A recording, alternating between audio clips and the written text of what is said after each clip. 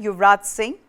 He has spoken about how that could be a problem for the Indian team come the World Cup. Let's put that quote up of Yuvraj Singh, where he says, number one, don't experiment in pressure games, and also talks about India's middle order and where the problem lies. So if you could put that quote up of Yuvraj Singh, and I'm going to put that question then to Kushan and to Chetan. So this is what Yuvraj Singh has said. He says, if your openers are out early, you need to build a partnership. Middle order batsmen are not simply flamboyant stroke makers that occupy the crease and start hitting. He has to absorb pressure, leave a few balls and create a partnership. It's a difficult job. Somebody has to be experienced over there, and Yuvraj Singh played a wonderful role. We all remember that in the 2011 World Cup. He also goes on to say, I can be a patriot and say, let's put that quote up as well. I can be a patriot and say India will win because I'm an Indian, but I see a lot of concerns in the middle order because of injuries. If those concerns are not resolved, we will struggle, especially in pressure games. Don't experiment in pressure games. The skill work to bat in the middle overs is very different from that of an opener. Is there anybody there in the team management who's working around the guys that will be playing in the middle order? That's the question mark. The middle order is not ready, so someone will have to make them ready. And that's where I think the bigger question is also this whole idea of a floater, which now seems to be something that you want to do in ODIs as well. And it's not as simple as that, Kushan.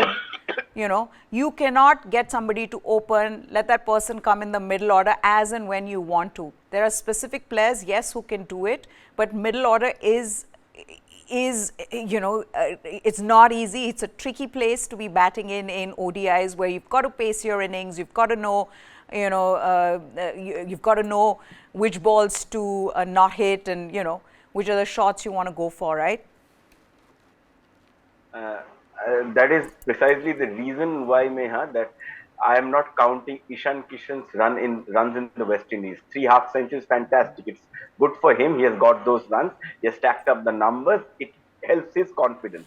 But does it help the team in any way? Because if in the World Cup or in the Asia Cup he is not starting as an opener, then how does it help the team? He is batting. If supposedly KL Rahul is injured and he is your first keeper, obviously, for obvious reasons, you're going to make him bat at number 5, because Rohit Sharma at some point of time is going to come up and take that slot in the top of the order, and Shubman Gill has an average of 65, so he is not going anywhere. He's going to bat at the top of the order.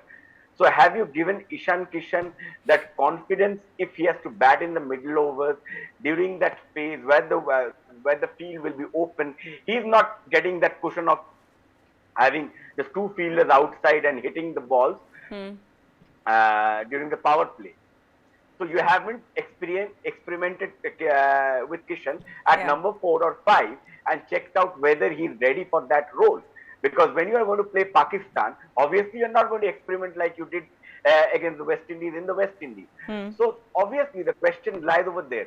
Who is your best player of spinners at that rate? It's Shreyas Iyer. Shreyas Iyer is your by far the best in the available option. Is your best player of spin bowling in Indian conditions, but you still do not know. There is a high possibility that he might not make it. So what happens? And Ishan Kishan against off spinners, against the ball that turns away during those middle overs, I do not know. The jury is still out. Okay, you don't know, but Ashwin knows, because this is what Ashwin has said. And let's put that quote up. He thinks Tilak Varma can do the job, at least can be your contingency plan. This is what Ravichandran Ashwin has said after watching Tilak Varma. And I know it's too early. I can see Chetan shaking his head. But this is what he said. The emergence of Tilak Varma has made everyone take notice of him. He looked an imperious touch even on that slow pitch and first T20I. His batting style is very unlike for an Indian making his international debut. His game resembles a lot like Rohit Sharma. He sweats on the pull shot. Generally, Indian batters won't set up to play the pull shot. It is something they develop later, but his game looks like he has a natural pull shot and sends the ball outside the rope like an Aussie batter. He also then talks about how it's neck to neck. Let's put that quote up with respect to the World Cup. And he says, so will they think about Tilak Varma as an option if we don't have enough backups? Because Sanju Samson has performed really well in ODIs, but the exciting part about Tilak Varma is that he's a left-hander.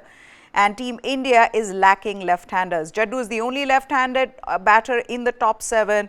And look at the off-spinners from all the top teams. Australia have Ashton Agar, England have Moeen Ali and a leggy in Adil Rashid. So most teams don't have a finger spinner to challenge left-handed batters. He's figured it all out. I don't know when he gets the time, but he seems to have time for everything. To come back, play whatever cricket that he can. He's figured it out. That is why the emergence of Tilak is crucial.